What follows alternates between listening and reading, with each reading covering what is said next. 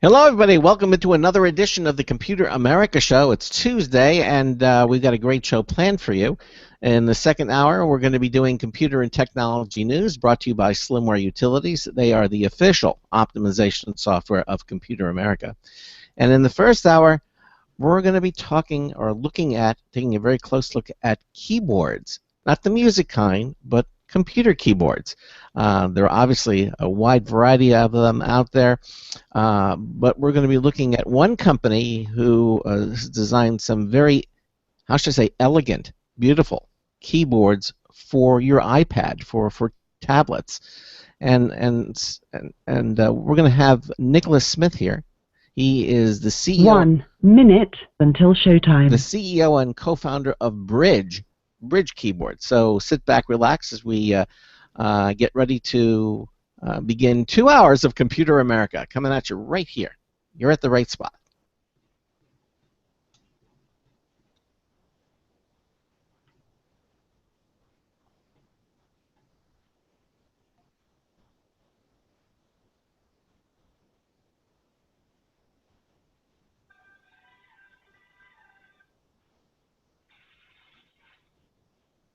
Okay, 30 seconds.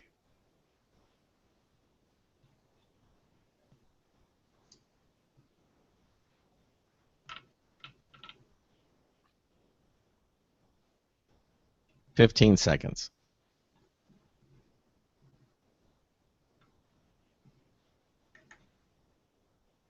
Your show will go live in 5 seconds. 4, 3, 2, 1.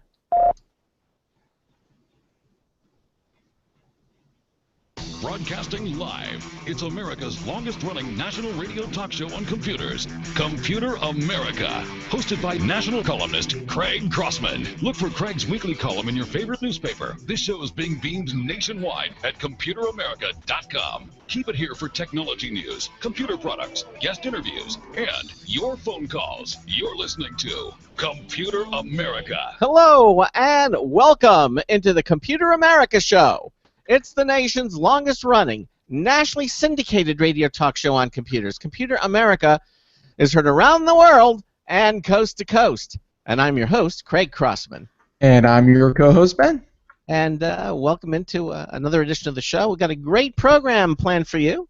As always, we work extremely hard and are totally dedicated to bringing you the latest and greatest when it comes to computers and technology. And we present it all for you here at Computer America.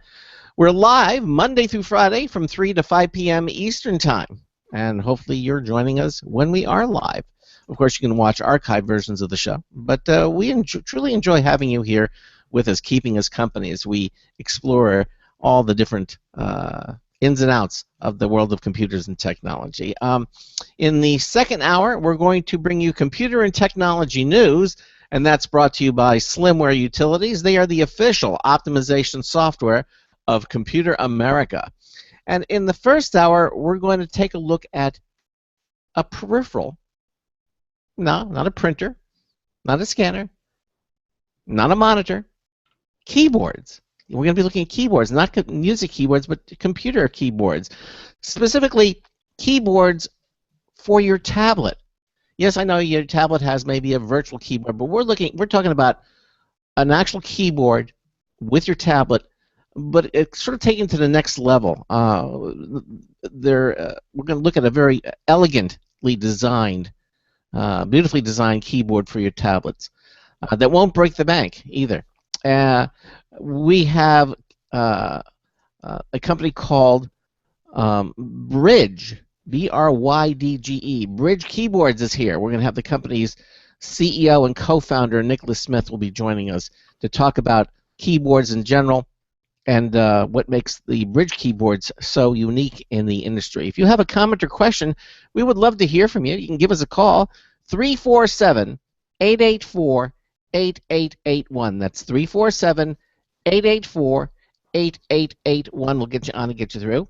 If you don't want to make a phone call, you just do have a question for our guest or a comment or a suggestion, you can go to any page at computeramerica.com. Any page in the upper right-hand corner of any page, you'll see it says submit a question. Just click that. It's a link.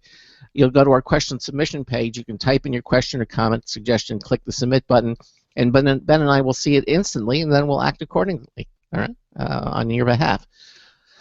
The other thing that you can do also is watch the show.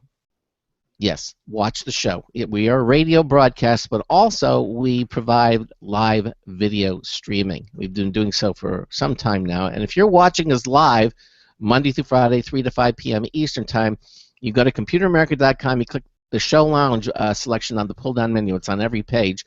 You will be joined to the show already in progress, and you can watch the live video stream. If you do it after hours, you'll go to our archive page and you can watch the video from the beginning from any point or of any show, because all of our programs, audio and video, are archived at our archive page. At computeramerica.com, it's the internet home of our radio broadcast. So also other places that carry the archive is Apple's iTunes. You can get it there. You can get it at the Blog Talk Radio Network. They archive the shows. Stitcher carries us. SoundCloud carries us. All those different places you can listen to it at delayed broadcast or at your own convenience. However, as I said, we'd love to have you live Monday through Friday, 3 to 5 p.m. Eastern Time. So Ben, anything else you want to mention before we get the show off the road? No. Stay tuned for the second hour, of course, because we will have a lot of great news stories and latest happenings and whatnot. Mm-hmm. But as for things in general, no, I think you covered a heck of a lot there in the first 5 minutes. So, yeah, all right. I think we should just skip ahead. All right. Well, as I mentioned, we're going to be talking to a company called Brydge Keyboards, and the Brydge keyboard, as you're going to hear, is a keyboard worthy of an iPad, echoing its deceptive simplicity and rugged reliability.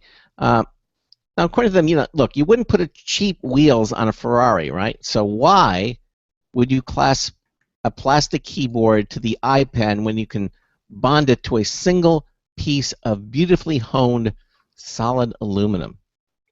Now, Brydge aims to build a brand as durable as their keyboards, boosted by the enthusiasm of an already loyal fan base. Brydge has exciting plans to expand the range to fit all members of the iPad family and delight a growing set of tech connoisseurs who want the best for their devices. The sky's the limit, but a quality typing experience will always be their benchmark. Now, joining us now is Nicholas Smith. He is Brydge's CEO and co-founder. Nick, welcome into Computer America. How are you? I'm well, Craig. How are you? Thank you so much for joining us. Absolute pleasure. Yeah, absolutely. So let me start off here and basically tell us a little bit about Brydge. Where you're located, how long have you been around, how long have you been in the business of creating keyboards? Good question. So Brydge has got a really interesting background. Brydge was first established in 2012, actually as a Kickstarter campaign. So it was a little brand that launched a Kickstarter campaign in March of 2012 by three guys out of Menlo Park who came together with a fantastic idea of creating a aluminium keyboard for the iPad. You rightly said, there are so many plastic keyboards out there, and yet the iPad is such a beautiful device. So they launched a campaign and killed it. They did close to $800,000 on Kickstarter and did a great job. The business then transformed really, really quickly. They sort of lost interest, moved away from the business, and that's where my co-founder Toby and myself came together and saw an opportunity. Ironically or interestingly, I was actually in Korea at the time. We're based out of Singapore, so I was up in Korea and came across this keyboard, liked it, and then used that as the way to start the conversation with the original founders to get the business going. Fast forwarding to where we are today, we're a very different business. We've sold keyboards in over 180 different countries, and we're based out of Singapore as our home base. But as of now, we're actually in the process of starting our US-based offices, and we'll be based in Park City in Utah. Now, if you're watching our live video stream, and I suggest you click onto Ben's video, and you can watch them because Ben has the technology to display movies, videos, websites, and everything, and you can actually see some of the offerings that we're going to be talking about on today's show. So, we can see some of the videos as well. So, Right, but before even moving on from that, Yeah. just to latch on something there that you just said, Nick, was Utah. Now, I've heard places where there's gigabit fiber services. Tech companies love to flock to. Silicon Valley is, of course, an old favorite. Even parts of Colorado. Why Utah? Look, great question. Great question. We're a small little business. We're one of those businesses that's got a fantastic product that is well recognized. Our products compete, head to head with Zag and Logitech and Incipio Clamcase and so on.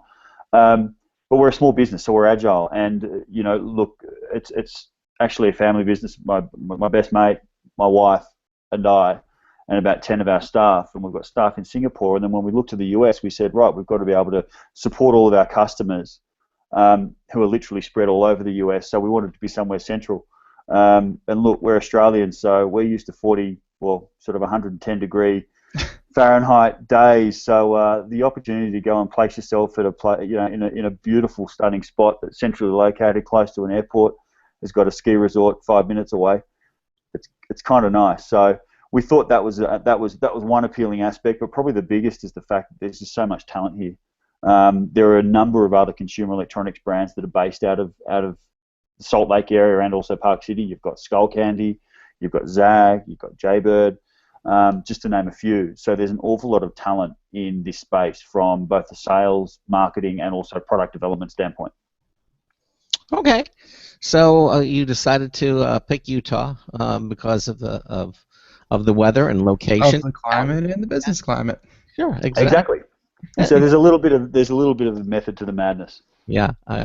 How's the internet availability out there? Is it in Utah? Look, compared to what I have in my office in Singapore, which is 300 megabit fiber, it's a little slow. Okay. It's a little slow. Hence, you're not on video, Right. and also you probably don't want to look at a video of me anyway. So that's saving you some of them. Okay. But it's not too bad. It's not too bad. No. So let's talk a little bit about keyboards in general. I mean, the industry. I mean, and we're going to get into the keyboards for tablets. But in general, it seems to be that they're either what they call membrane or switches that are key switches. There are different types of switches that make a little clacking sound. I know Ben uses the Cherry. I think it's Cherry keyboard. The switches, he likes that. When you're designing a keyboard for a tablet, do you have that range of options, or because of the constraints of the size of the keyboard, are you limited to the types of keys that you select? That's a good question, and I suppose for us, and if you look at our website, you look at our keyboards, and you look at the experience that we're trying to deliver to our customers are invariably Apple customers. So the chances are fairly high that they're used to the Apple typing experience. When we look at the design of our keyboards, we want to provide an experience that is seamless. That's sort of one of our core values within our design philosophy. So yes, you do have the membrane keyboards, you've got the scissor action keyboards, and you've got the new style keyboard which Apple have released for the MacBook. All very, very different. The moment where our style is and where the mechanisms that we use, it is centered around the scissor action, which is the traditional MacBook. But at the end of the day, it's not necessarily a function of design for that action. It's more a function of the experience we want to give our customers that drives that particular part of the process. Okay. Now you mentioned a couple of the, you mentioned Logitech and a number of the keyboard companies that. Let me just ask you right out of the gate, what sets your keyboards from Brydge apart from the competition? Another great. Don't be shy. No, I won't be. Look, we think there are some absolutely fabulous keyboards out there from our competitors, but again, going back to what we're trying to achieve in providing our Apple customers or the iPad customer is a keyboard that really is built to reflect that iPad experience. High quality, great componentry, a great experience, and something that you're really proud of showing off. So when you look at the range from our competitors, invariably they're either plastic, or they've got a hybrid of plastic and aluminum built into them. They're also a combination of a folio-style keyboard, which is where you'll have to put the iPad into a sort of a case, and it'll always be connected to that.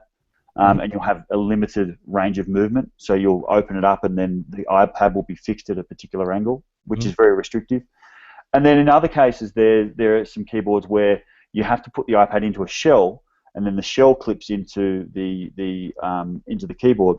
Right. Now, all of those are detracting away from the iPad experience, and also a laptop-like experience. So what makes us unique is that we're the only 100% aluminium keyboard on the market, or should I say aluminum keyboard on the market.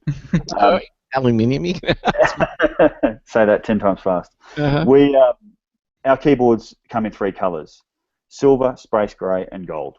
They are the exact same color match as the iPads themselves. So when you look at our keyboards, they look seamless.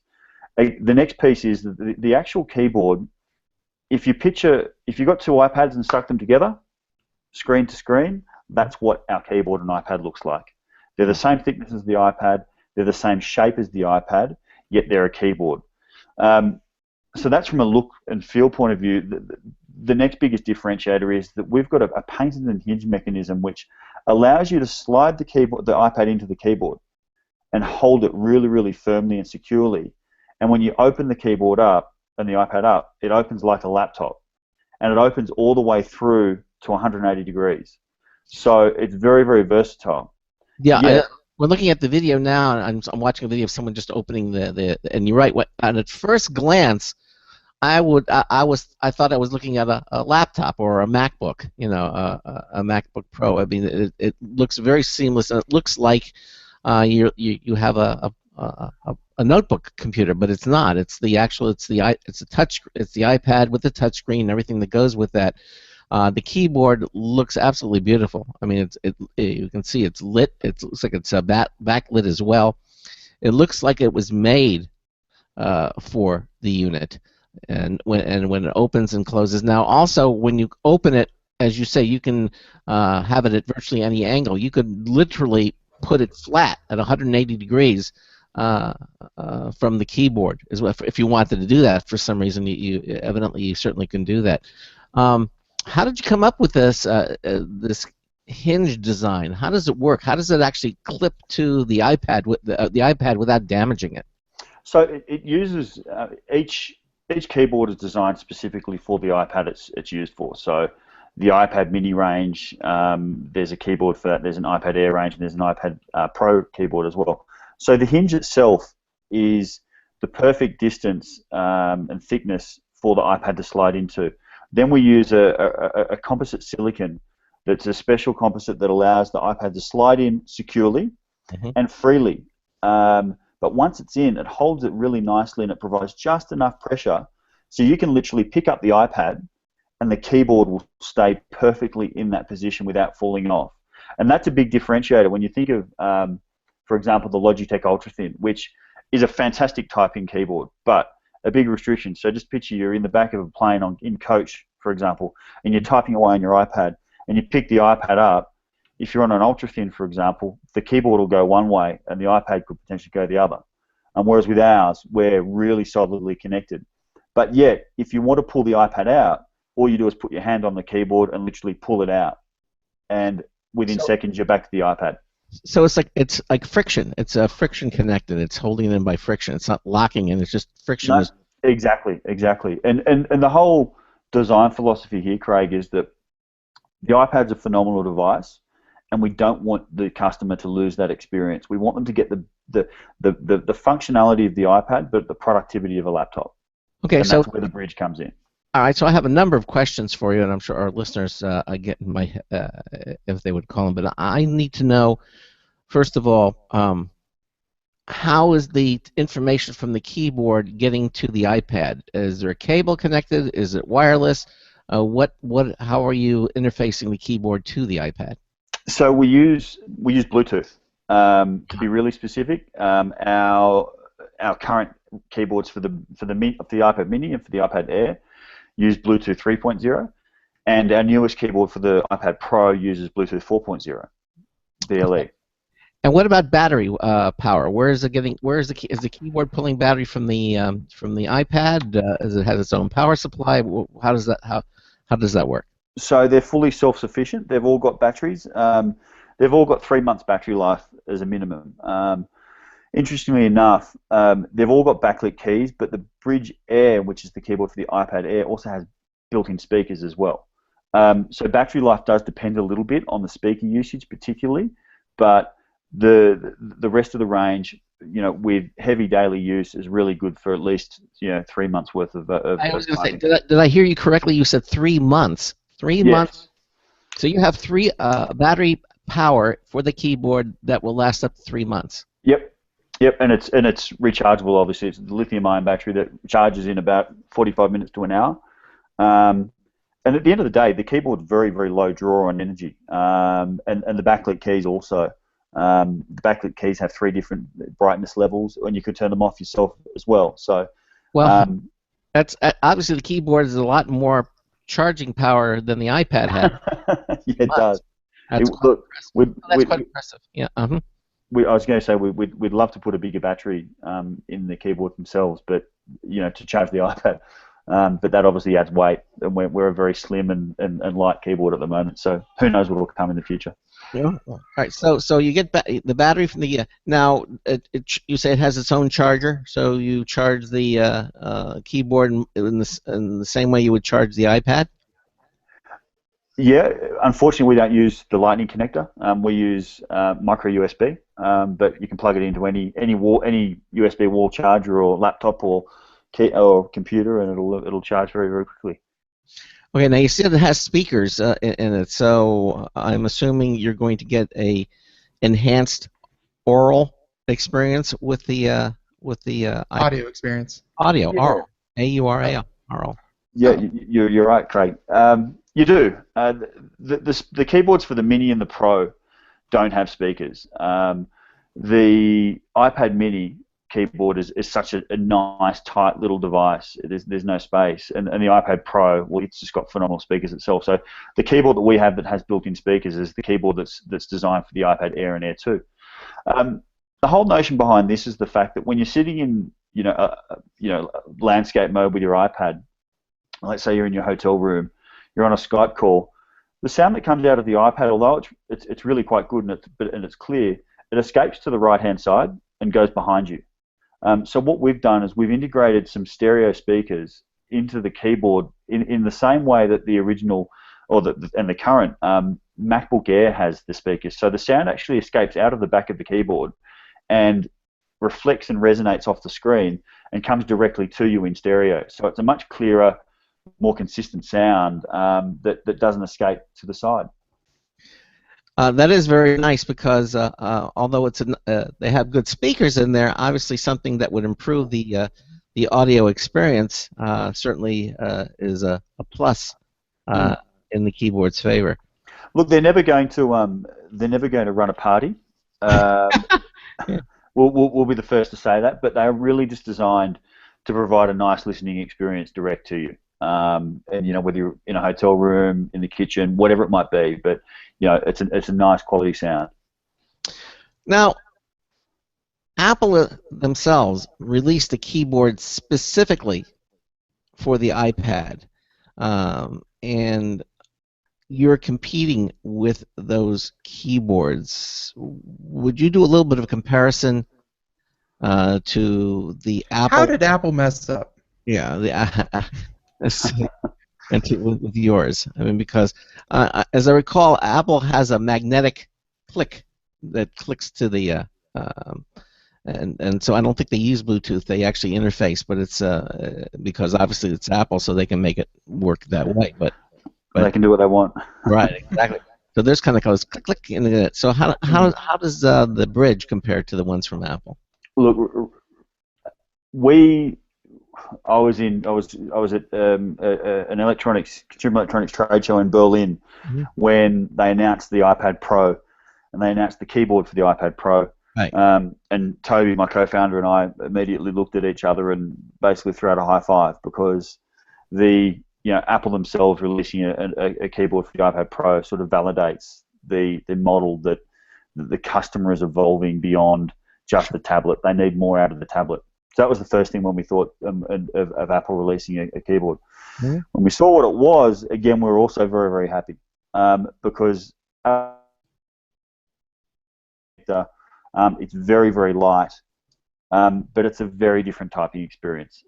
It's a membrane-based keyboard, which is waterproof actually, which is quite handy, particularly when you have 3 children like me under 5. But a problem that you have with it is single viewing angle, and the iPad Pro being such a beautiful big iPad and a big screen, it's actually bigger than the MacBook Air screen.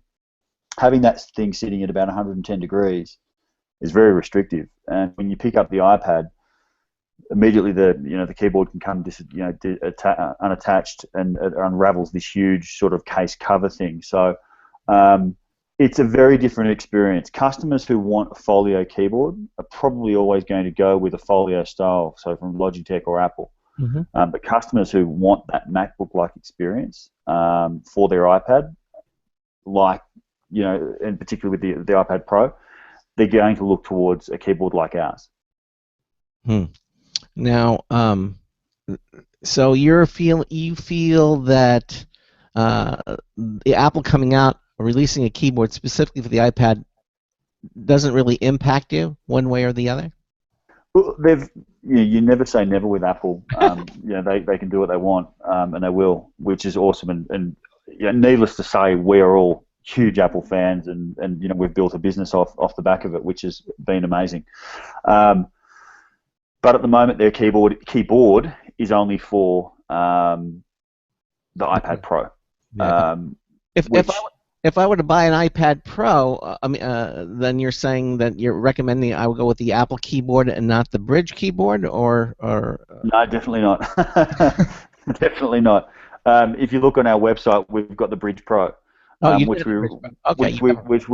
which we released at CES, and in fact, it got voted the #1 iPad accessory for the show. From wow! Gotta Be Mobile. Congratulations! Thank you. It's a phenomenal keyboard. I'm on it right now. It's blown us away. It's one thing when you go through a design process to, looking at something as a 3D render, then going through the prototyping stage, and it's when you get that first product sitting in your hand that you go, wow, okay, that's does it meet expectations? Does it beat them? And when we got the first prototypes that literally had to fly around the world to catch us in Las Vegas, we were blown away by them. They're just beautiful. So what you're saying is that Apple coming out with a keyboard for their iPad was basically a validation for Brydge, saying that you really do need something like this, or? Yeah, absolutely. I think just to sort of go into that a little bit further, which is sort of why we think that there's great potential in this market, is the iPad really has set the benchmark for tablets. It's changed the way that we work, learn, and play. In 2009, 2010, when it was launched, a digital strategy prior to then didn't even have a tablet in it. It didn't know what a tablet was. So to look at where we've come in 5 or 6 years is phenomenal. And the reality is that the customer now with iPads, they're very, very fast. They've got a lot of computing power, and they're lasting. So the fact is that customers want more out of their iPads. When you're typing on a screen on an iPad, first of all, you lose half the screen. And if you're on an iPad Mini or an iPad Air, that's a lot of screen area that you're losing. So you lose productivity straight away. The second thing is fumbling around on a screen. It's not tactile. It's not a good typing experience. So if you're wanting to plow through emails on a plane, or write up a document, a sales proposal, or an essay, or whatever it might be, if you have a keyboard on your iPad, all of a sudden you have the full screen and you've got the keyboard, and you're at full tilt. So we've seen that that's the way that the trend has been heading. So when Apple released a keyboard for the iPad Pro, that added a lot of validation to us, and we see we've seen an uptake in sales just in general because we think there are more tablet keyboards being sold. Now, Apple. One of the things that Apple would do, because as you say again, they're Apple, so they can do it, is that especially with keyboards, they would add their own special keys, like an Apple key or something that would have a specific functionality that with third-party keyboards they didn't have something that was comparable to it to make it do it. Has that gone away? I mean, will the Brydge keyboard do everything as far as key functionality that the Apple keyboard does? So if you go back in time, sort of 2 to 3 years ago, a lot of keyboards were trying to do be jack of all trades, probably master of none. What we've tried to do is really be good at what we do. So if you look at our keyboard, and particularly with the release of iOS 9, Apple has started to create more shortcuts within the operating system that lend themselves to keyboard shortcuts. So, Command Tab, which if you're a Mac user, that's how it works. If you do Command Tab in iOS 9, you can rotate through all the different apps. And we've actually got a dedicated shortcut bar on the top of the keyboard, which has got specific or iOS actions coded into it. So screen brightness, shortcut keys, right? All of those sort of functions that you're used to on your Mac keyboard are on our keyboard. They are on your keyboard. Exactly. Yeah, because when I look at the Mac, I see brightness up and down. I see the little multi-window view. I see the different dashboard. The all-important square. Right, exactly. Yeah. And you'll find those on the Brydge keyboard. Listen, Nick, we're at the bottom of the hour, so we're going to take a little break, and then we'll continue on. This is fascinating stuff. We're talking to Nicholas Smith. He is Brydge's CEO and co-founder. We're talking about the Brydge keyboards. We're going to take a short break with some commercial messages and a news tips bulletin review from Marty Winston, and then we'll be back with more. You're listening to the Computer America Show. Stay with us. Sometimes disaster strikes. Data can be lost due to many different reasons. Accidental reformatting, power spikes, virus attacks. Zero Assumption Recovery provides a suite of highly effective and thorough data recovery software for Windows operating systems. ZA is suitable for home users and small businesses who need a powerful data recovery solution for Windows and Linux file systems. Go to z-a-recovery.com. Sometimes disaster strikes. Data can be lost due to many different reasons. Accidental reformatting, power spikes, virus attacks. Zero Assumption Recovery provides a suite of highly effective and thorough data recovery software for Windows operating systems. ZA is suitable for home users and small businesses who need a powerful data recovery solution for Windows and Linux file systems. Go to z-a-recovery.com. Hi, this is Craig Crossman, host of the Computer America Show. You have important meetings to schedule. Your company's getting ready for its IPO, and you're in charge of the PTA fundraiser this month. So how do you coordinate everyone to be available at the same time? Are you still using emails, phone calls, even text messages to schedule meetings with a group of people? How's that working out for you? Not so great, huh? It's a fact that every day, millions of people suffer from scheduling headaches. Well, with Doodle, scheduling meetings with a group of people is quick and easy. With Doodle, you can easily propose available times to each member. Each one checks off the times that they are available, and then you simply pick the time that works best for the group, all in an easy-to-read display that integrates with your existing calendar. Nothing could be more simple. Give Doodle a try for free, and like millions of Doodle users, you'll truly see how easy it is to find the perfect date and time for all your meetings. That's www.doodle.com.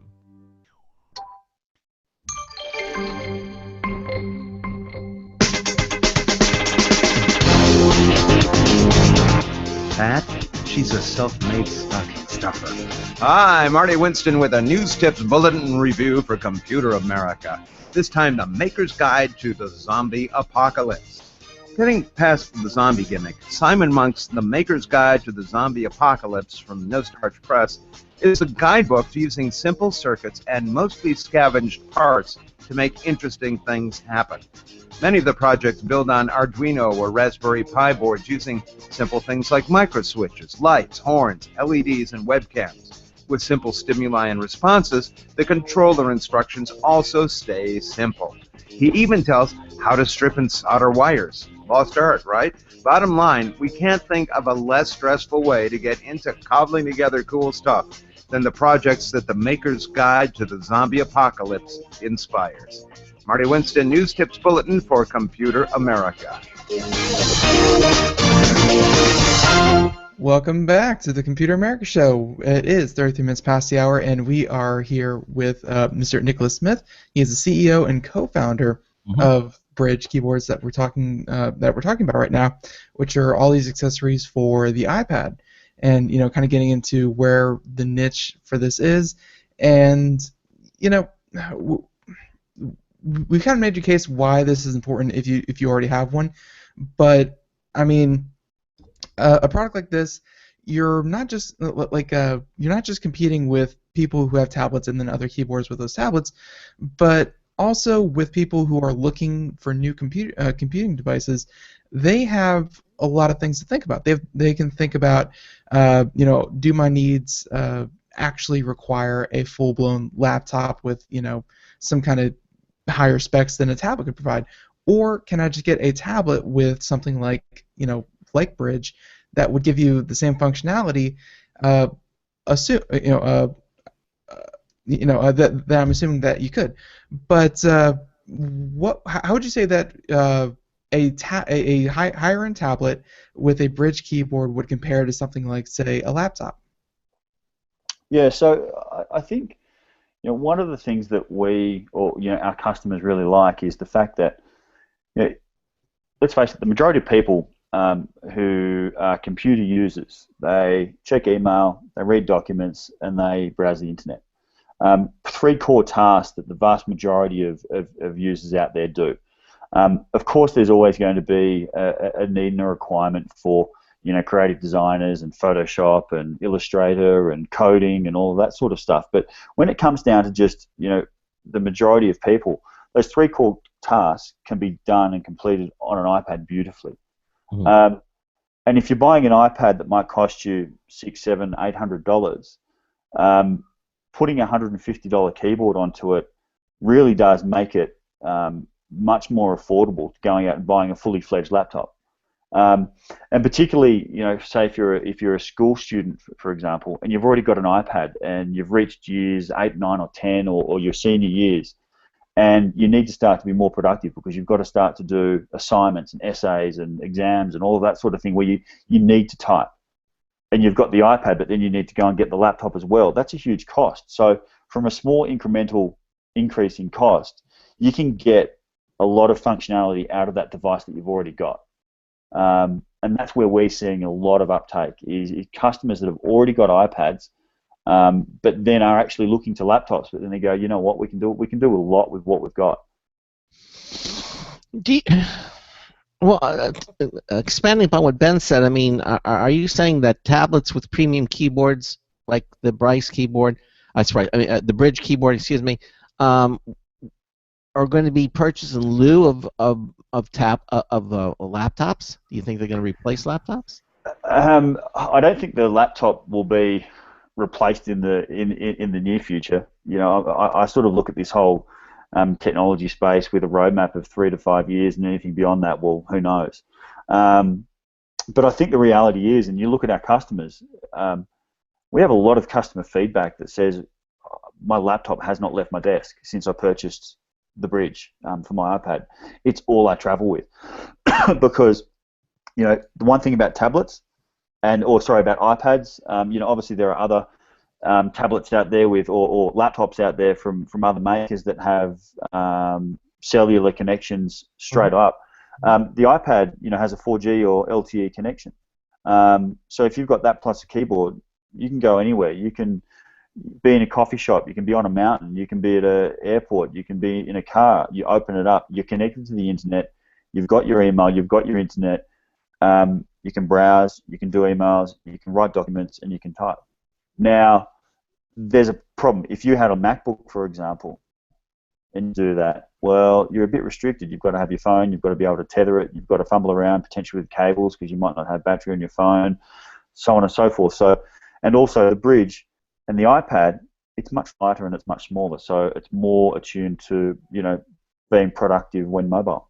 Okay, Nick. So, all right. So, then what I'm going to do, I'm going to ask you to put your future hat on, okay? Because you're in this, and in the next, Apple is known for saying, okay, well, we don't need this anymore. We're going to throw it out. I mean, they did it with the floppy disk, and they did it with the CD, and I mean, they're not shy about getting rid of. They're one evil genius and one devious plan away from just doing away with the consumer. Well, do you think that eventually we're going to and Apple may be the first to do it, but then again they may not, but they should have all the right stuff.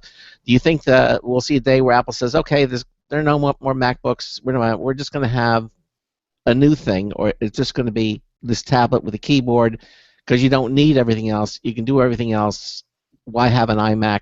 It's just all going to be this stuff. Do you think it's going to get to the point, or do you think they'll just have that, they'll still have the both? I think it'll definitely get to that point. At what point in the future that happens, whether it be in 2, 3, 5, 10, 15 years' time, who knows? But I think, in this industry, it's naive to think that, at the rate of change there's always continuous innovation, and that potentially could be the future. So that might happen. How it happens, you've only got to look at the Apple Watch, for example, and the other smartwatches on the market. Mm-hmm. The amount of computing power that you can jam into a little thing that sits on your wrist now is scary. Maxwell Smart and 99 were, the at the cutting edge about 50 years ago. Little did they know it's now a reality. Yeah.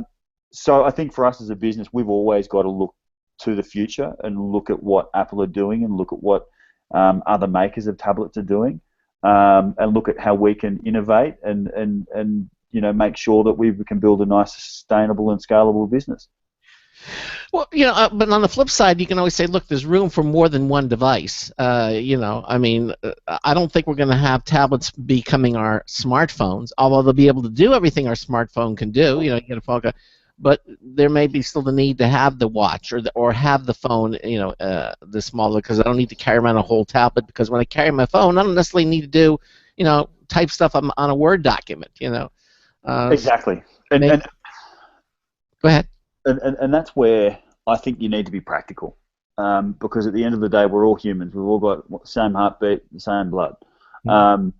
We all have different habits of using technology, and old habits die hard. So, that's why we think that the keyboard, it's done full circle. They've gone from on-screen keyboards to people really, not being able to get enough out of them. So we've gone back to a device that was actually invented in the 1800s.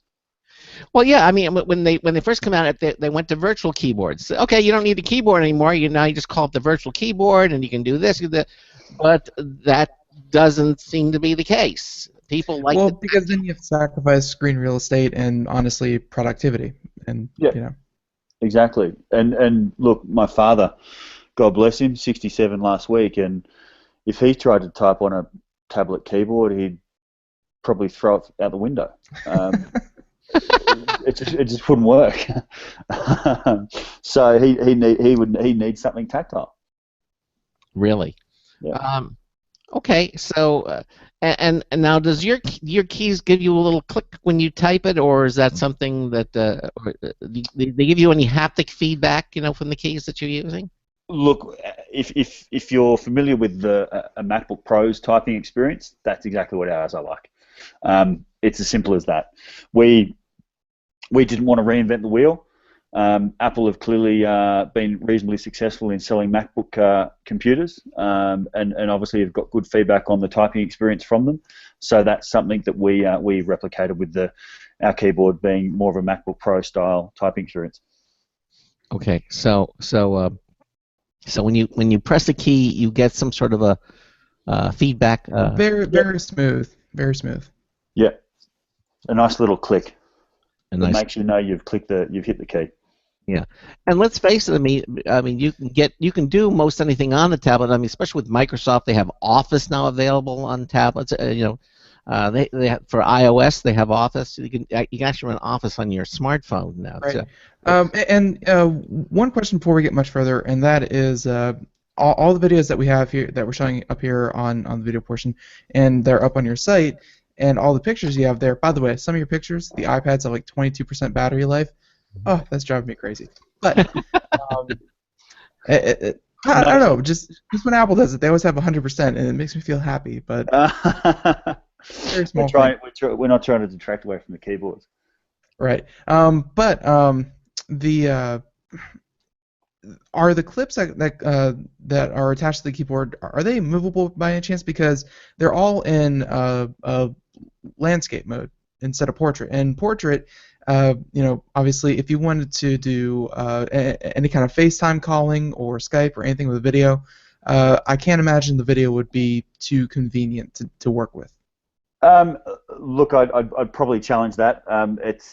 So first of all, our keyboards currently work in landscape mode only, but the majority of keyboards out there do. Actually, the Logitech Ultra thing is probably one of the only ones that doesn't do that. For us, we don't think that that's a big issue when it comes to Skype or FaceTime. Honestly, we've got a couple of things in the pipeline that I won't go into too much detail about that might get around that challenge. But for the moment, yeah, everything sits in landscape and the hinges. But just on the hinges, what also makes the hinges unique is that the Brydge Air is actually the only keyboard on the market that fits both the iPad Air and the Air 2. They're both different thicknesses of the iPad, so our hinges are designed with this silicon that it can actually pull out. So it doesn't matter whether you've got an iPad Air or the newer iPad Air 2, our keyboards work. Which is a big thing. So as you upgrade your iPads, you don't necessarily need to upgrade your keyboards. Now let me understand. Now you have what, 3 different types of keyboards? And I want you to go over what they are again. Starting off with the aluminum body. Yes, there's actually 5. On our website, we've got the original Kickstarter keyboard, which is a polycarbonate keyboard that was a derivative of the Kickstarter campaign. We still sell those because we've got some. But our main line is what we're known for, which is the keyboard for the iPad Mini 1, 2, and 3. So again, very unique. It's a single keyboard that fits all 3 iPad Minis. And then another keyboard for the iPad Mini 4. When Apple released the new iPad Mini 4, which is a phenomenal little device, it's so fast and very thin and light.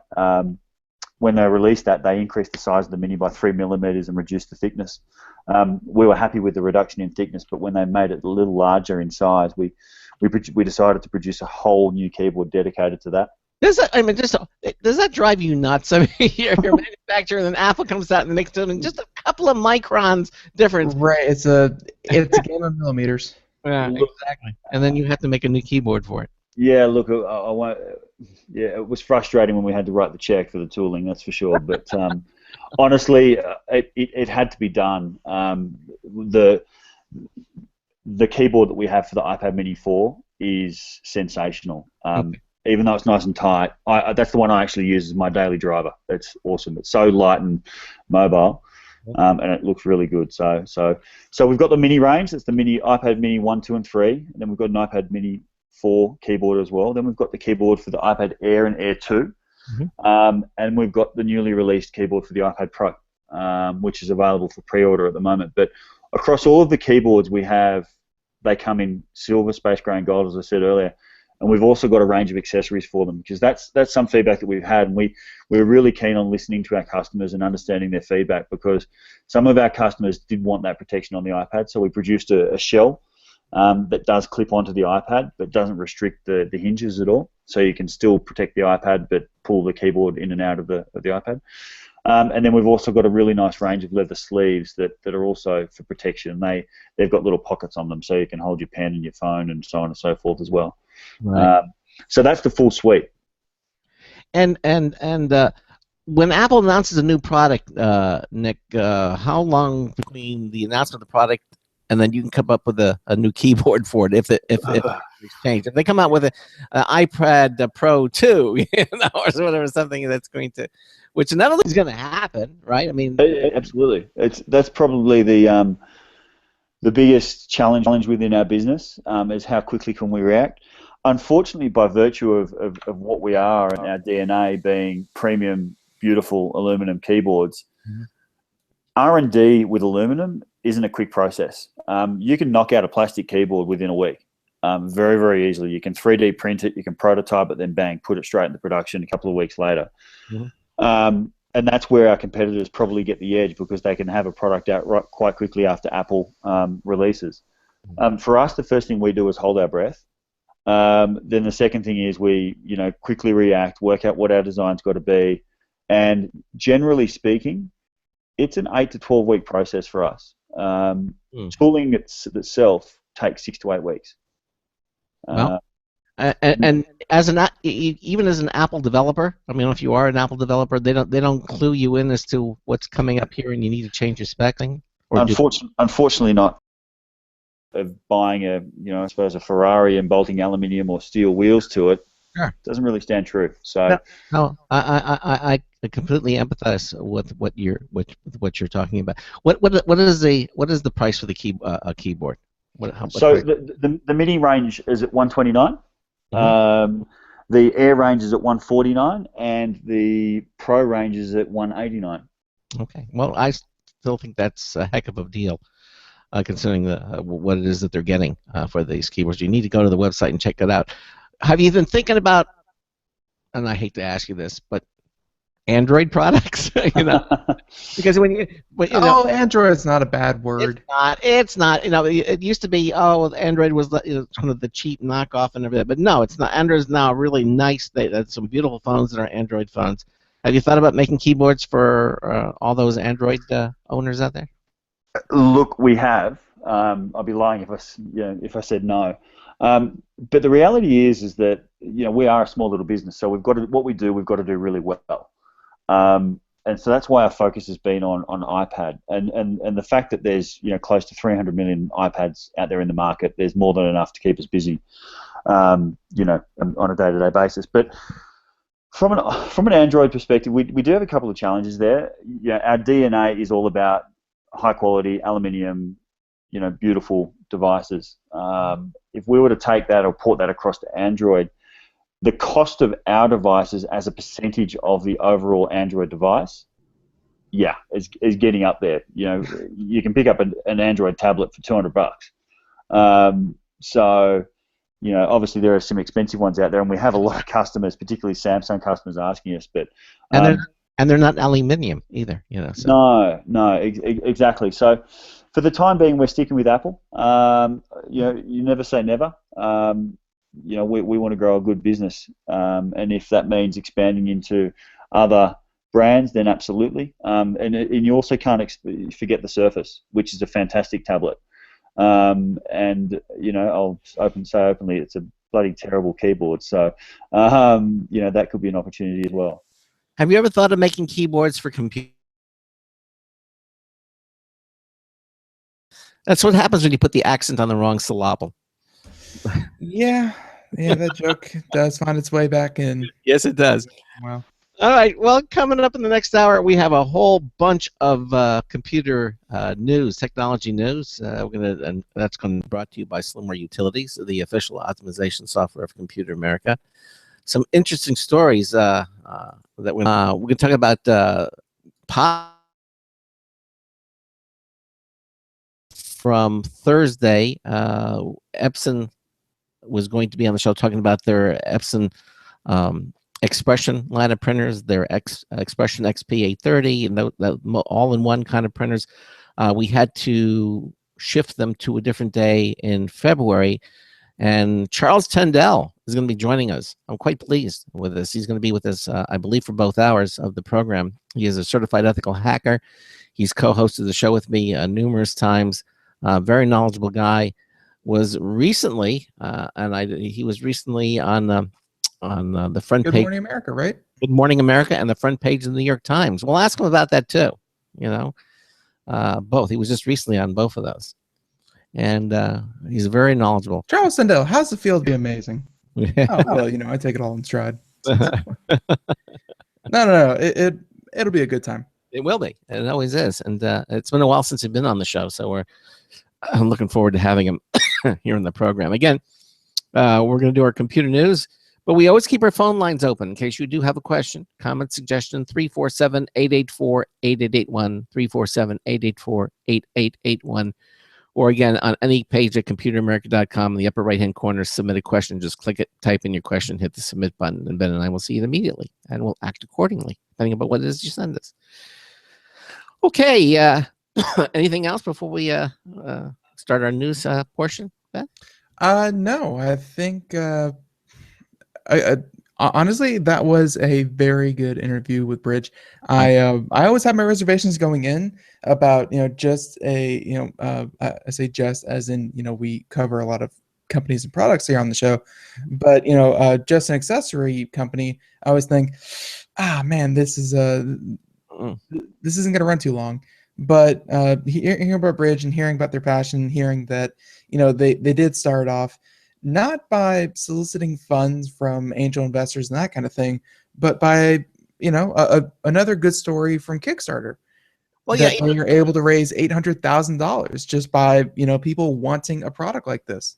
Right, and it's true. I mean, usually a lot of times you'll get people who have specialty products like that. We can always talk to them about the industry itself and into which they're making headway, and it's nice to get the perspective from their perspective, their point of view on so that it was very interesting, and we recommend that you download if you missed it.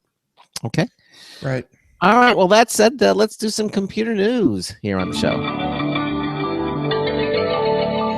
Today's computer and technology news is brought to you by Slimware Utilities, the official optimization software of Computer America. You can visit them at slimwareutilities.com to clean, speed up, and optimize your Windows system. Slimwareutilities.com. Head over there, check them out. They make some terrific products, really. We use them here, and we highly recommend them too, especially Windows 10 users. So many of the new features that they've added to Slimware Utilities was just going to make your life a lot easier, especially with that new privacy tool that they added. Slimwareutilities.com. You'll be happy that you did, and you'll thank us for it. Check them out. All right. So I think for our first story of the day, because there are so many of them, we're going to go with something that is, maybe a little futuristic, but is definitely good news because we have the ability to bum all of you out. There's so much bad news out there. And why is that not showing up? Well, weird. So anyways, this first article is going to be from Engadget. And, Engadget, by the way, has a lot of great articles. They do a lot of good stuff. And this one is Mr. Steve Dent. And no, not Harvey Dent, Steve Dent. That's the Batman guy. Yeah, but they're and not Arthur Dent. No, that's from Hitchhiker's Guide. There you go. Okay.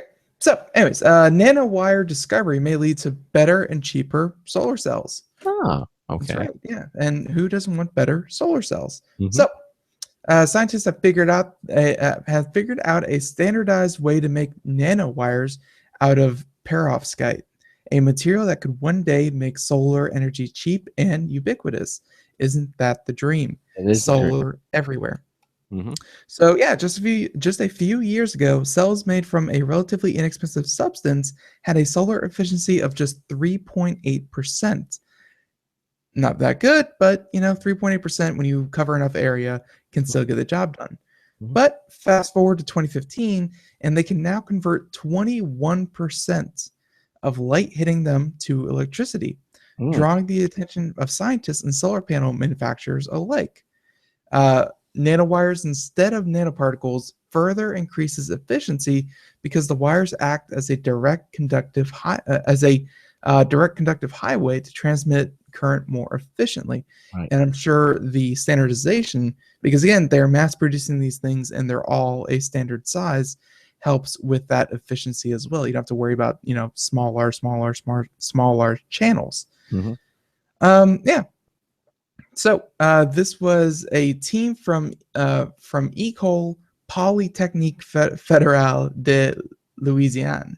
École is French for France. school. Yes. How do you say that, Greg? École. École. Polytechnique Fédérale de Louisiane. All right, that one. The French people. They found a way to actually grow the wires that's easy and cheap. They use nanowires that resemble each other like identical twins. And of course, to do it, they use so-called nanofluidics, in which fluids are manipulated by microcircuits on a nanometer scale. Sounds like science, but no, it's just science. Using a new technique, they first create nanogrooves in a silicon base to guide the tiny streams. Then, of course, they pour in the perovskite, which fill in the little grooves and create these little nano wires. So they call it a great leap forward for nanowire technology. And again, if it does what they say it does, it could boost, from 3.8% a few years ago to 21% now. That's a huge increase.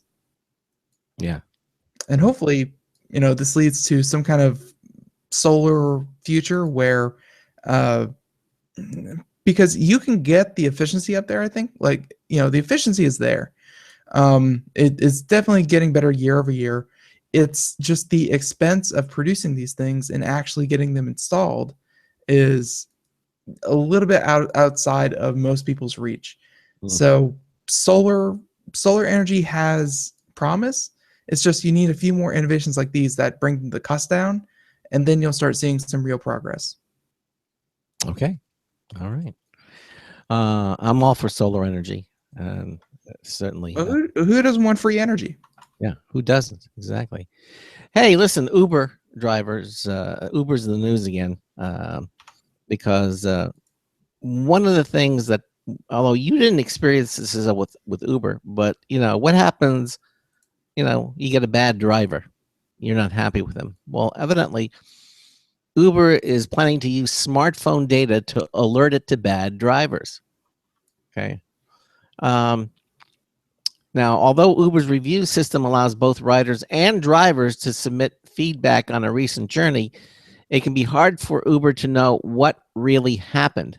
Did a driver constantly break the speed limit, or was a customer totally unfair with their feedback? Without evidence, it's simply one person's word against another. Okay, so that's not good. So Uber has a plan to change all that. Okay, get this: using gyroscopes and GPS chips built into driver and passenger smartphones. That's the accelerometer. That's anyway. Uber's new scheme will log when a driver is or isn't driving dangerously.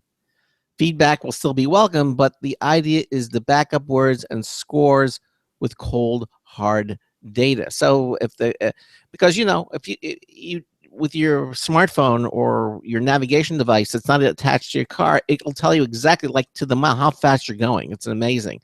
It'll tell you if you're going 4 miles an hour or 24. You get a very accurate response. They can get very accurate data. So now they're going to use that ability to form a detailed report as to how the drive went using technology rather than word of mouth. They're going to actually use technology to do this. Now, of course, you might say, well, you might have some tracking fears. Oh my gosh, it's going to be tracking me. Well, basically, Uber says it will only be able to review complaints after they've been submitted, not detect driver errors as they happen. So if a rider leaves feedback saying that the driver took corners too fast, then Uber can use data collected from its apps to see if that was actually the case. So mostly it's talking about to both sides, according to Uber's chief security officer. He says, but increasingly technology can help to get to the truth. And I think that's not a bad thing. Yeah, there are other solutions to this problem, and unfortunately, some of them include installing cameras or keeping your phone permanently on, recording through some kind of device. But I mean, as we mentioned coming out of CES, we live in a world of sensors now, and your phone is chock full of more sensors than you can count. I mean, And why not use? Why not yeah, use the advantage? and why not use them? Now, the story goes on to say that Uber trials, these trials are not all about potentially vilifying drivers, though. Okay, in an effort to protect freelancers from disruptive passengers, Uber has begun leaving kids' toys in the back of vehicles. Now, in Charlotte, why would they do that? Well, in Charlotte, rioters may find a Bop It toy, which has proved to be a great way to keep drunk riders entertained so they don't distract their driver. Customers in Seattle will also see drivers using color-coded lights to make their vehicles more visible at night. So little additional things that they're going to add to make the driving more experienced. I had not heard of a Bop It toy. Have you heard of the Bop It? Yeah, Bop It, Flick It, Hit It, all that kind of stuff. It was a toy that was kind of big in the 90s and early 2000s. And like it's like a thing, and it has buttons and like a little spring on it and a little crank thing to twist, and it shouted out, bop it, twist it, crank it, flick it, blah blah blah, and it picked up speed. It was kind of like Simon Says, but Okay. at that time, very very entertaining, and I'm sure if you're drunk, more so, more so, and it would definitely keep you distracted. So I mean, yeah, okay, but it's I think it's kind of fun because it shows that in this kind of profession, reviews and that kind of thing. I don't know how many times you've left a review for a cab driver. No, I have never left a review for a cab driver. Never before. Like maybe if you get mad enough, you have to go online, and then you can't even review the individual driver. You have to review the company altogether. Yeah, and that really doesn't get you anywhere. No. But in this kind of economy, though, you get people who, when you order something like an Uber or a Lyft, or at least you request something like an Uber or a Lyft, you see the driver's overall review, and so you can see that if someone has a 4.3 star, a 5-star review, a 2.2 star, you can actually choose which one of those you want, and I guess not having the monopoly like cabs used to. I mean, a cab never had to think of ways to entertain you. You know what I mean? It was either use the cab or walk. Like that was it. But in this kind of economy, you kind of have to make yourself stand out and really put forward that little bit of extra effort to make sure that you get the good review, and that therefore you can continue to get the customers and that kind of thing. So it's a little interesting and good to see that Uber is, of course, offering more and more tools to keep that incentive going. I mean, you don't want people just throwing out bad reviews left, right, and center, and then drivers having to go through the hassle of disputing them, because that is a headache that I'm sure no one wants to deal with. Okay, well, this review system is being put into place. I guess I don't know if they had it when you were out in CES just recently using them, but this is definitely will be in place probably by the next time that you go out there and you use them. Possibly. But I mean, about everyone I had out there was a good, ride. There wasn't there was one person who was a little but I still gave him a 5-star review because I didn't want to hurt their star review rating. But all right, so did that driver know you were giving him a 5-star review, or you do that secretly? No, you see, Uber's kind of fun because a cabbie, there's always that tense moment after the ride's over where they pull over and you start getting out, and they kind of give the eyeball, reach for their pistol underneath the side seat, where it's pay me or else I'm not going to let you get out of my car. And it's always a creepy moment with cabs, because there is that possibility that the person isn't feeling generous or at least feeling too trustworthy, and they could just jump out of the car and make a run for it, and then the cabbie's out of a fare, and that's awful.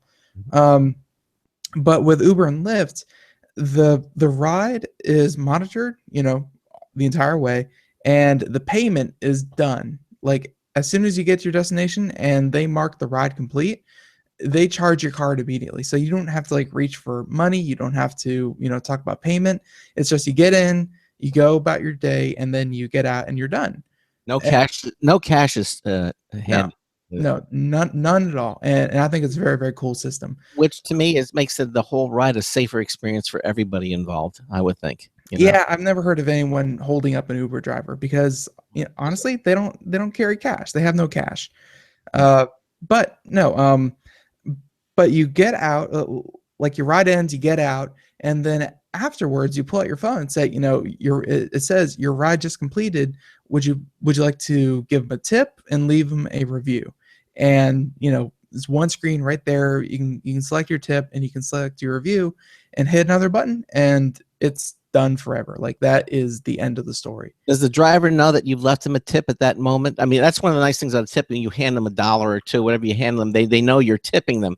Does the driver know at that point that you're giving him a tip, or does he not find that until They don't find out until after you're good and gone. I mean, and that's probably fine. Like, you don't want someone sitting there going, hey, I gave you a good riding experience. Maybe you should give me a $5 tip, or or you don't have to hand someone $1 because they did do such a good job, and you don't have to worry about, are they going to run me over with their car after I get out? Right. Like, it's all done after the fact, which is nice.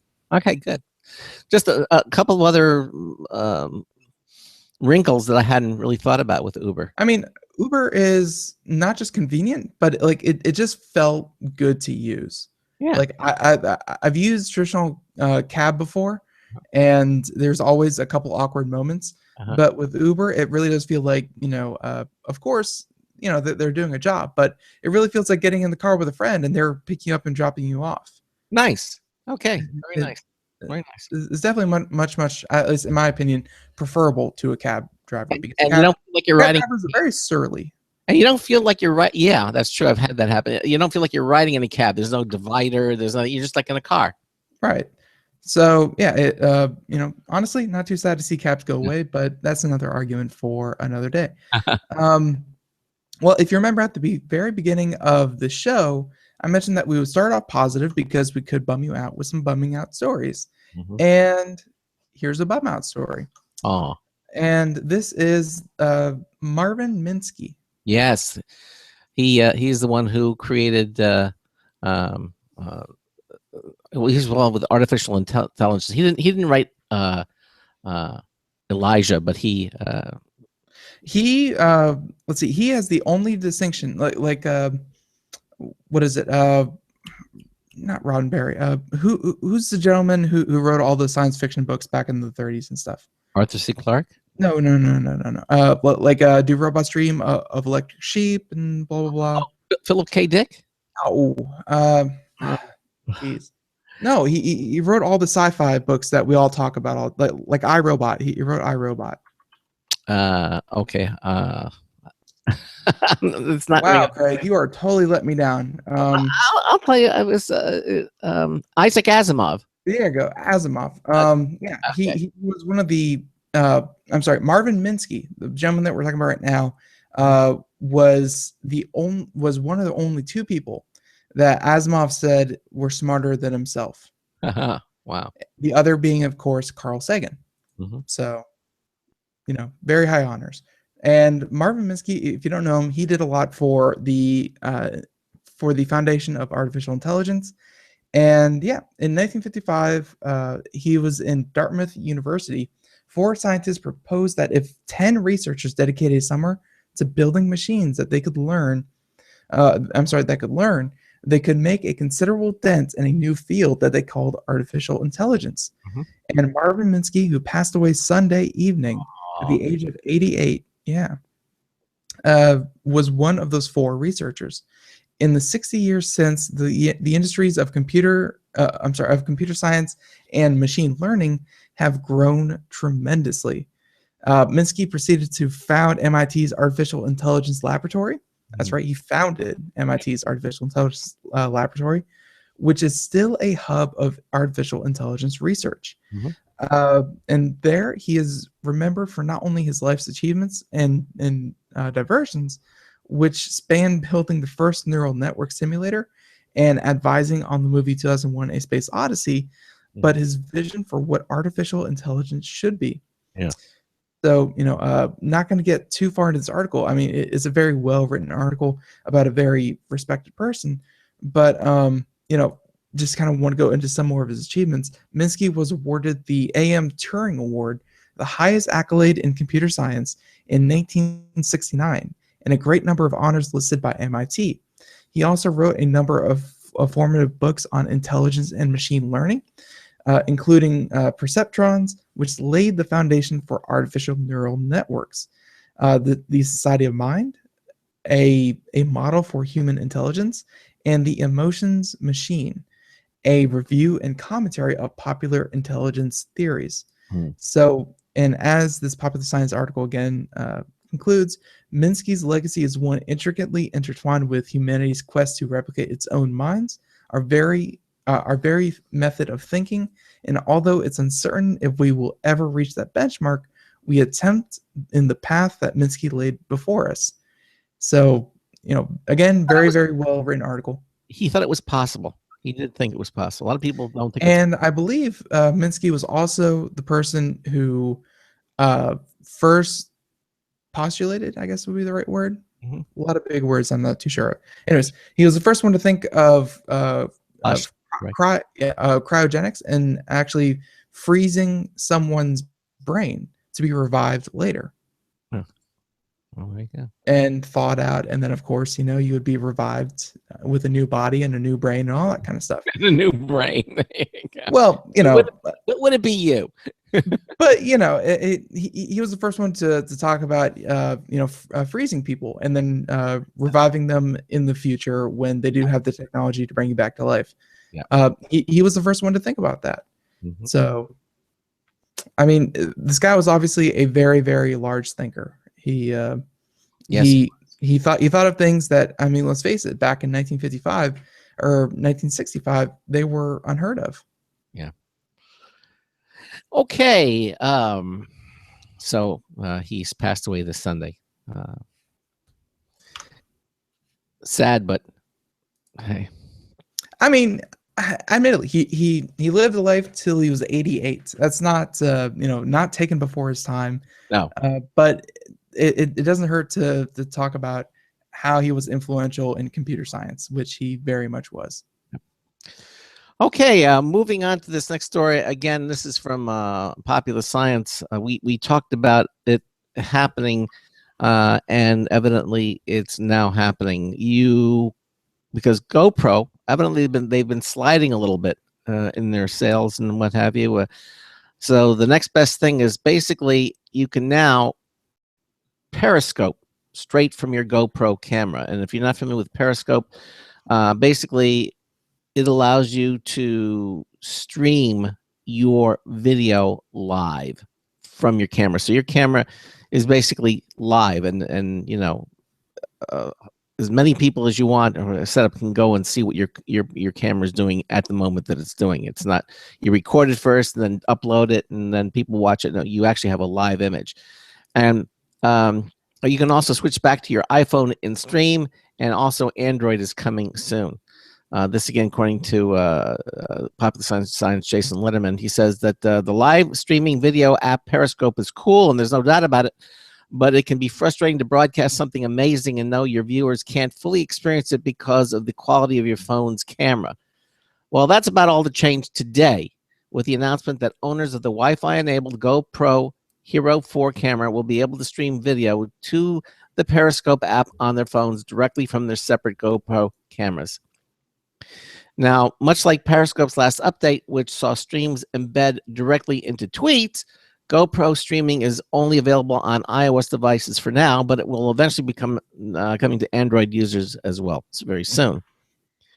So in order to use this new capability, all you have to do is update to the latest version of Periscope on iOS and link it to your GoPro. And once linked, you'll be able to select your GoPro camera as an option. It's just that simple and straightforward. And you'll have it. Now, the partnership was announced today and has come at a time when Twitter, which owns Periscope, could use a major boost of good press and user engagement. And Ben had actually reported on several top executives that were leaving Twitter, so that didn't look good. So anyway, it's weird to hear that these large brand names that I think at this point have reached a pretty high saturation rate. I mean, Twitter is everywhere. GoPro, I mean, one of the de facto, if not the de facto name in action cameras. And to hear that, you know, they aren't doing too well in terms of their sales and, you know, just their corporate infrastructure. And it's, you know, I think that everyone involved in this particular deal could use, you know, a boost. So, and here it is. You know, basically, you'll be able to broadcast live from your GoPro, and as of today, and just have to, just have to upload to the latest version. And if you have an iOS device, you're all set and ready to go. Very cool. Yep. And of course, my favorite GoPro video has always been, you know, they always strap these GoPros onto, you know, professional surfers who surf big waves. They always strap them onto, like Shaun White or professional snowboarders or skiers as they tumble off of mountains or something like that. They put them on, kayakers and all that kind of stuff, motocross. But my favorite GoPro video is, of course, the one. It was a parody video of a guy who just strapped it to his chest, and it's him making coffee, him sitting at a desk, filling out reports, you know, going home, running on the treadmill, and then turning off the lights. Like GoPro promises a lifestyle, but you know, even though you can now live stream from your GoPro, it doesn't mean that stuff just looks cool because because it's being live streamed. You kind of have to go live a cool life too. Exactly. It does make sense. Right. So we really don't have time to get into the next article. But we have lots of them, including, can AT&T out Netflix with its own video service? Oh, come on. That they're not busy enough, but evidently are. And I teased before, podcasts are coming to Apple TV. We'll talk about that. These stories and more. Also, a new pen-sized microscope could ID cancer cells in the doctor's office and operating rooms. Really cool technology. All right, we're going to take a little break, and then we'll continue up. We have another News Tips Bold review from Marty Winston. This is the Computer America Show. We will be right back. Please stay with us. Hi, this is Craig Crossman, host of the Computer America Show. You have important meetings to schedule. Your company's getting ready for its IPO, and you're in charge of the PTA fundraiser this month. So how do you coordinate everyone to be available at the same time? Are you still using emails, phone calls, even text messages to schedule meetings with a group of people? How's that working out for you? Not so great, huh? It's a fact that every day, millions of people suffer from scheduling headaches. Well, with Doodle, scheduling meetings with a group of people is quick and easy. With Doodle, you can easily propose available times to each member.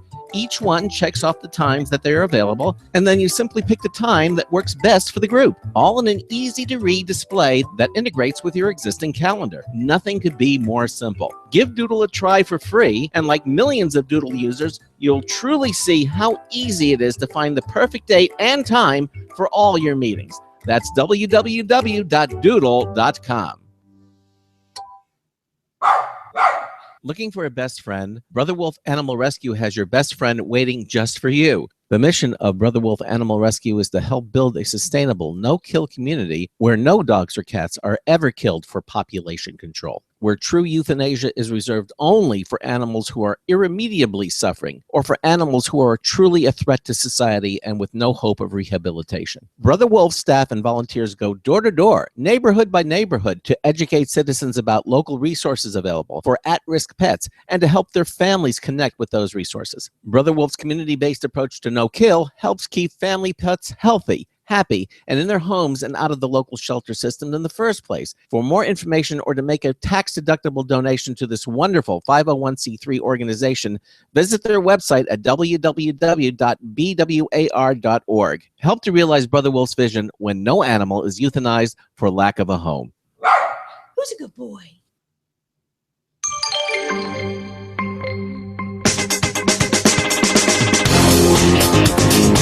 Yeah, Cleveland's where sports teams don't win pennants, they do pennants. Hi, Marty Winston with the News Tips Bulletin Review for Computer America. This time, LifeProof cases.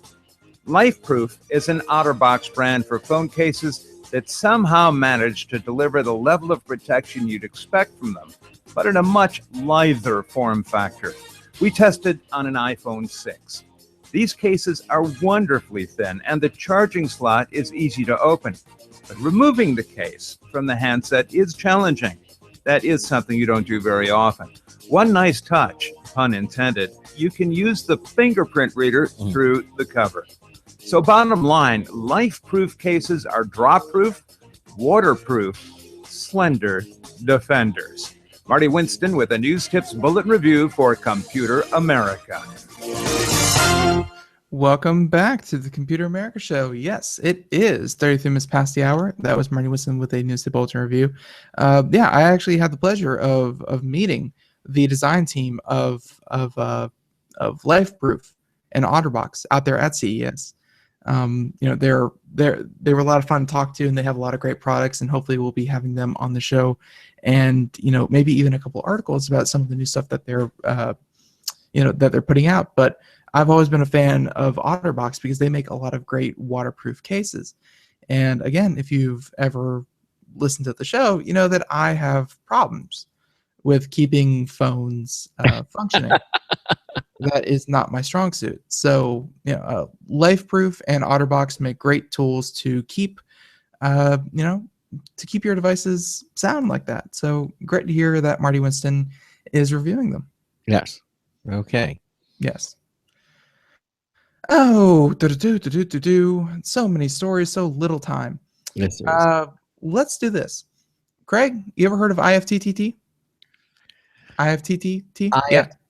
Yes. I've heard of it. It's not registering. What is it? It's if this, then that. If that's yes. You may have heard Sandy Berger whenever she comes on. She mentions it fairly often because IFTTT does come with integration through Amazon Echo. Mm-hmm. So yeah, there we go. So yeah, but BMW takes the accolades this time, in that BMW is the first car maker to get integration with IFTTT services. And so yeah, this is very, very cool. So this is by, of course, CNET and Mr. John Wong, and IFTTT does a lot of great stuff. And here's some examples. Want to turn your house lights off by turning on your car? BMW's new integration with IFTTT service could allow personalized connections just like that. Like many automakers, BMW is hard at work testing and implementing new technology applications in the cabin of its cars through its BMW Connected Drive series. For some additional help validating and improving new programs still under development, BMW is reaching out to customers through a new BMW Lab that it launched just a week ago. It's a new portal, yeah. Uh-huh. Yeah. So, of course, if you're comfortable with the new services already, they have something called IFTTT integration. And this is one of the new features available through the BMW Lab. And it's a free service that allows users to link applications and smart devices together by creating recipes that we've talked about, which are made up of triggers that carry out chosen actions. More than 260 services such as Facebook, Twitter, Google Drive, and email are selectable, and IFTTT can also link up with smart home devices like Philips Hue, Nest, and NetAtmo. NetAtmo, by the way, I think we're going to have them on soon. All right, good. So this is, of course, BMW is the first car maker to offer the IFTTT services. And just to give you an idea of what this could mean, think about a day when you could, let's say, you have an if this then that recipe set up, that whenever you leave your home in your car, you automatically trigger an email, a text, a something to a significant other, or something like that, or maybe even if a kid leaves in the car, it would automatically trigger a text saying, "Hey, you just left the house," blah blah blah blah. Or let's say you pull up in your car and you have a recipe set up that whenever you pull up in your car, your house should automatically turn on the lights and turn down the thermostat, all without you ever having to do anything. I mean, these and by the way, all these things are set up by the person. Like, you don't have to have someone come in and do all this for you. It's very, very simple to do by the average user. The more that they have things like that, we don't have to call in a technician to do it, and you can just do it yourself. That's very, very nice. Right.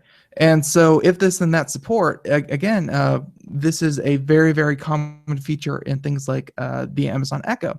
You know, I guess you could even have something along the lines of, whenever you pull into the driveway, you could have, you know, Alexa, again from Amazon, announce in your home that, you know, Ben just pulled into the driveway. You know, little things like that. That would be so nice. Yeah. So I would like to know when you pull into the driveway. That's nice. Right. You know, why wait the extra 15 seconds? Why change? So, and so the article spells out a couple other scenarios that they like, but you know, to use BMW Labs widget and have access to testing the latest services the company has in development, vehicles need to be equipped with the navigation and connected drive series with BMW Online.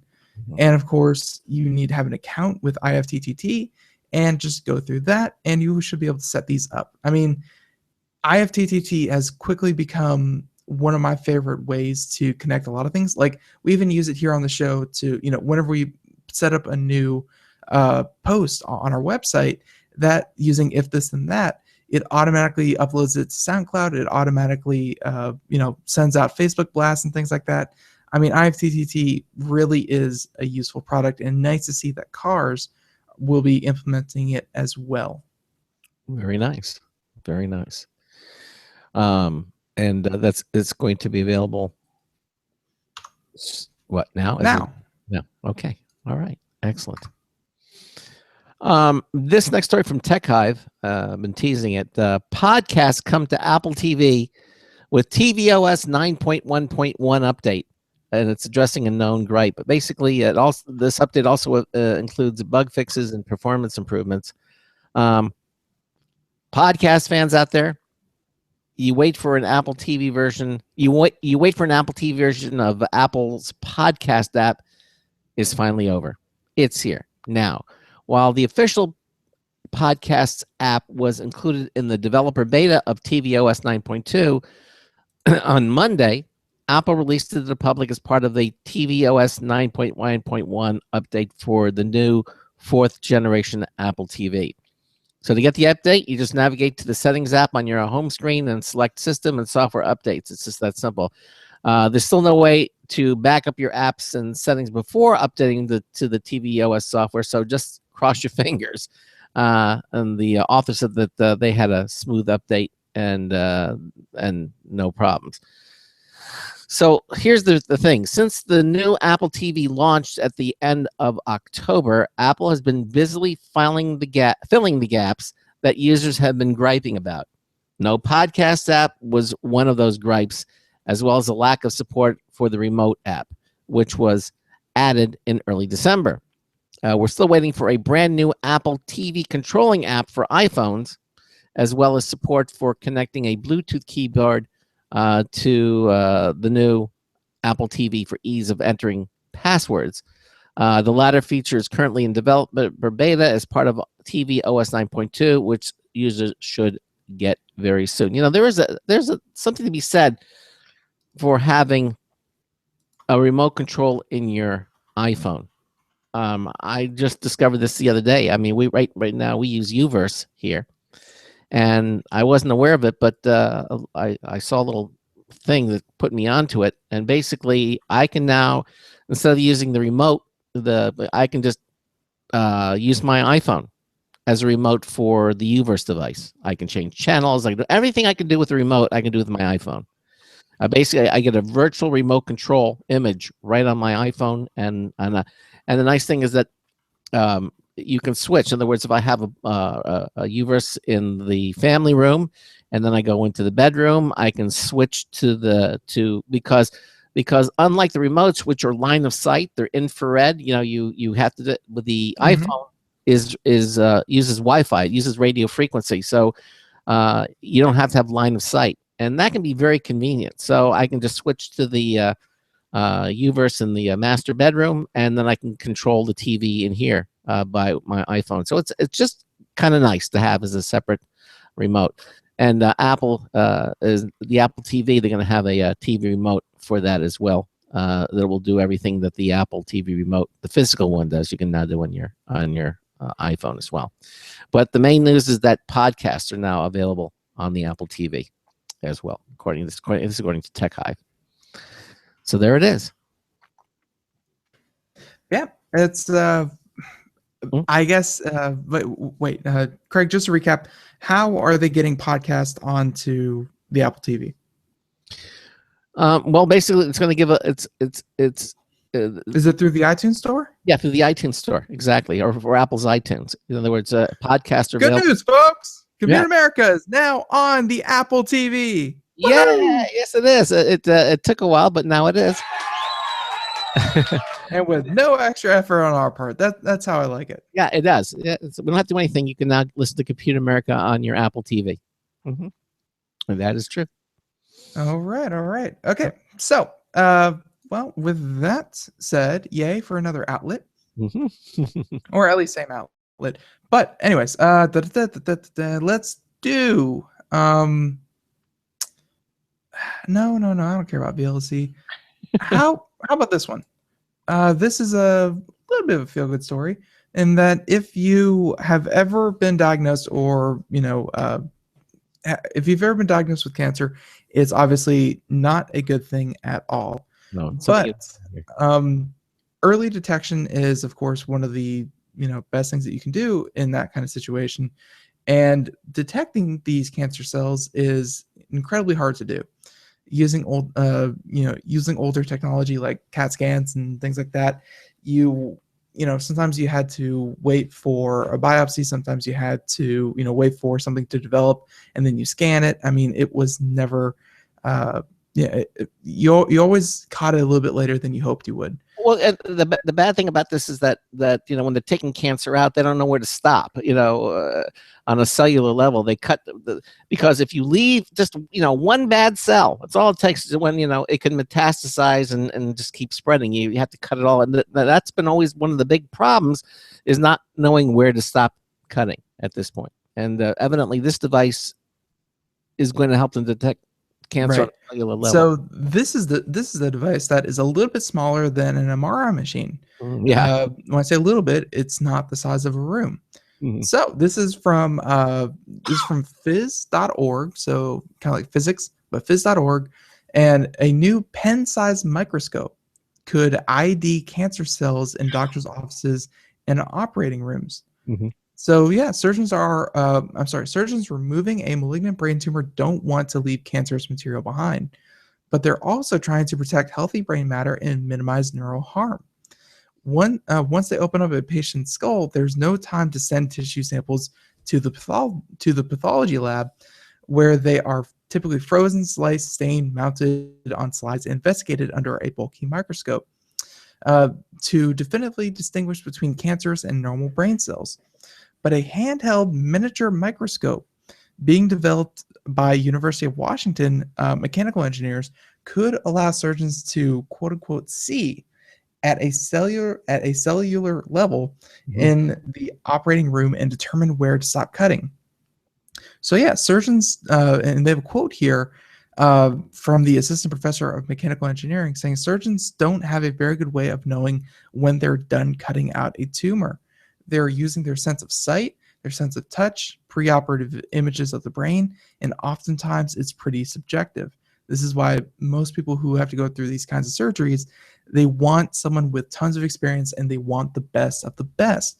Because, as much as science goes into something like, curing these kinds of things, it is very much on a up to the surgeon's discretion.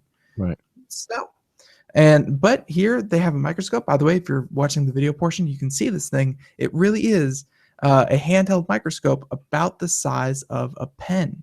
Right. And it combines technologies in a novel way to deliver high quality images at faster speeds than existing devices. Researchers expect to begin testing it as a cancer screening tool in clinical settings next year. Mm. So, for instance, dentists who find a suspicious looking lesion in a patient's mouth often wind up cutting it out and sending it to a lab to be biopsied for oral cancer. Most come back benign. That process subjects patients to an invasive procedure in overburdens pathology labs. A miniature microscope with high enough precision to detect changes at a cellular level could be used in a dental or dermatological clinics to better assess which lesions or moles are normal and which are biopsies. So no longer do you have to sit there, cut it out, schedule surgery, and then have it sent off, wait a couple weeks, dreading probably one of the worst questions that you can ever think of. Do I have cancer? Now they can do this in a just in the office right there. That's amazing, isn't it? For sure, for sure. Mhm. And yeah, so they say that the Microsoft technologies that have been developed over the last couple of decades are expensive and still pretty large, about the size of a hairdryer or a small dental X-ray machine. So there's a need for creating much more miniaturized microscopes. So yeah, and making microscopes smaller, however, usually requires sacrificing some aspects of image quality or performance, such as resolution, field of view, depth, imaging contrast, and processing speed. So now with this device though, they feel that they have been able to balance all of those trade-offs and create something that is probably the best use for the job. So yeah, not gonna go into this one any further, but suffice to say, this is can't wait for it to hit clinical trials, in the coming year. But it's very, very impressive just how small they're able to make this microscope. Mhm. Well, that is very encouraging to see things like that appear. Um, I do want to do this one story here, and it was from CNET, and it's an interesting headline. It says, "Can AT&T out Netflix with its own video service?" Obviously, Netflix is on a roll. They really have no competition and to what it is that they do, and they are really becoming quite gigantic. Well, evidently, AT&T is on a mission, according to Roger Cheng here. From basically, they're hoping to be responsible for delivering video that you want, when you want, and where you want it on any device that you choose. Okay, AT&T. That's a big goal. Yeah, AT&T. Okay, which is the nation's second largest wireless carrier. Who's the largest? I thought AT&T was the largest. Who's bigger than AT&T? Sprint. Sprint? Is it really? I don't know. Anyway, they plan to take the wraps off a new video service this month, and you're hearing about it here first.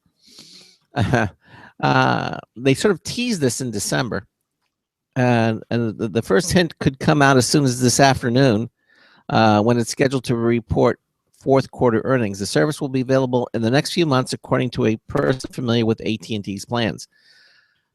Yeah, the focus on making content widely available represents a shift in the way we watch video, as fewer people remain anchored to a big screen TV and instead huddle in front of phones, tablets, or computers to select videos from YouTube and Netflix. For cord cutters, the folks who have given up traditional cable, AT&T offers a potentially attractive alternative because of the massive content library it secured when it brought DirecTV for $49 billion. I mean, AT&T already had Uverse, so now, and then they bought DirecTV, which was a direct competitor. I'm wondering if it's becoming monopolistic. It happened. Hey, Anyway, it's telling. They didn't see it.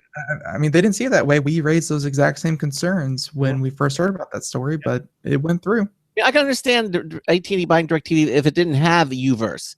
It didn't have, but it has Uverse. So I guess it made the case that DirecTV can be installed pretty much anywhere, whereas Uverse you need to run your fiber optic cables. That's true. Satellite. Mm-hmm.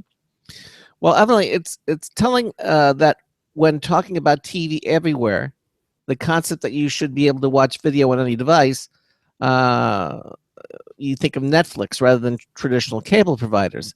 But Ever since AT&T closed its purchase of DirecTV back in July, it's been working to renegotiate its deals with key channels and content providers like ESPN and HBO and Showtime and Viacom. The talks are centered on securing stacking rights or the ability to offer the back catalog of hit shows like Game of Thrones or The Daily Show, and the flexibility to stream them onto mobile devices. That's in addition to marquee deals like DirecTV's access to National Football League games and its investment in a joint venture with the Sherman Group, Otter Media, which is designed to produce video for its customers. So basically, while many channels offer their own app, like HBO Go and Watch ESPN, AT&T envisions a single program that will let you flip through channels on your phone or tablet as if you were flipping through the guide on your TV. There would be no need to constantly log into different apps to prove you're a subscriber. Now, all these deals could add up to a cord cutter's dream if AT&T decides to be aggressive with its offering. This again, according to CNET. But they won't. Well, Sling TV and PlayStation Vue each offer an over-the-top service with live channels, but lack the catalog of older shows and movies. Conversely, Netflix has fewer live or new shows aside from its original programming, but boasts a large library of older content. AT&T could offer something that's the best of both worlds. Obviously, Netflix, Sony, and Sling declined to comment for this story. AT&T just needs to have a good interface, plenty of content, and an easy way to share the login information. And AT&T can focus on great content that people are aware of. Okay. So the question is just how aggressive AT&T plans to be in offering a standalone service. Well, given AT&T's roots as a service provider, the temptation to bundle the service has got to be tremendous. Now, you saw it earlier this month when it brought back the unlimited data plan, which it originally killed 5 years ago as a hook to get folks to sign up to DirecTV or Uverse TV. Okay. Well, AT&T plans to offer its unlimited data plan with the upcoming video service, according to this person familiar with the company's plans. So while one version of the service will be available to cord cutters with their own internet connection, AT&T hopes to tie customers back to the bundle, whether it's wireless, more traditional pay TV, or even its Digital Life smart home service. There's a quote here. It says, "We are in the position with the assets we have to do it better than anybody." This is the head of AT&T's consumer mobility business. "Our vision is what our customers want." And he may be right. Some customers, however, may just want the standalone video service. Executives have been mum on the details, but they're pretty high. AT's the spokesperson is pretty high on what he sees so far. He says it's definitely going to turn some heads. So this, on the surface, that looks good. I mean, but he's right. As a service provider, I really doubt that they're going to cannibalize themselves like that. They're going to want to try to turn this service into something that is an adjunct and hopefully pull in new customers into their main part of their business, be that for internet, be that for television, be that for whatever. I can't imagine a world where they're going to provide a very concise and easy path to just completely cut the cord from DirecTV, from Uverse, from all of that, and just have this one service. I mean, it sounds wonderful, but I just don't see a world where they're going to shoot themselves in the foot like that. Well, I mean, I wish they would, because as a cord cutter, I could do very, very well with only one content, provider and just steady internet. I could do very well like that. It's just, I don't see a world where that happens. Well, they're going to make an announcement, you heard, in the next day or two. And so maybe as they begin to unfold what their plans are, we can have further comments about what it is that they're going to be offering. Yeah, I look forward to seeing what they're going to say, but at the same time, I'm not going to be surprised if they, if they offer one service that's only going to be, at best, a place to find old content that they normally air elsewhere. Well, they have the resources. AT&T's got the resources to do this. All the things they own, the DirecTV, all these different things that they own now, they have the infrastructure to pull something like this off. Whether they do it or not, I guess remains to be seen. They definitely can do it. It's just content providers have been very mum and very wary of the cord cutting generation. They hate that people aren't paying the $120 a month bill that they're used to getting. They hate that people want content for, $10, $15, $20 a month instead. And with the current structure of their business, it's very hard to make those numbers work. Where you have just as many customers. Yeah. We have just as many customers paying a fraction of what they used to. It's hard to work the numbers out. Well, we'll follow it. We'll see what happens, and it should be very interesting. We're pretty much out of time here. Again, I want to thank Brydge Keyboards for being here on the show with us. Coming up tomorrow, in the first hour, we'll have computer and technology news. More of it, brought to you by Slimware Utilities, the official optimization software of Computer America. And in the second hour, it's the last Wednesday of the month, we're going to have the Giz Wiz. Dick DiBartolo, Mad Magazine's maddest writer, is going to be joining us here. And he's going to be talking things about my Thin Optics, the thinnest, lightest, most durable reading glasses in the world. And you just bought a pair of glasses, too. But they got something thinner. Okay. We're going to be talking about some really cool devices and that Dick's going to find for us. It's going to be a lot of fun, and hopefully you will be with us here tomorrow. Same time, same place, same channel. So until tomorrow afternoon, this is Craig Crossman, hoping that your hard disk never becomes floppy. We'll see you tomorrow afternoon.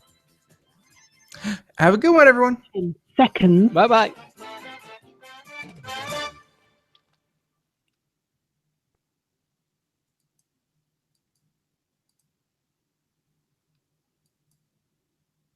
Thank you for using Blog Talk Radio. Goodbye. Okay, everybody, again, thanks for watching our live video stream, and Ben and I will see you tomorrow with the Giz Wiz. Take care. Bye-bye. Bye, everyone.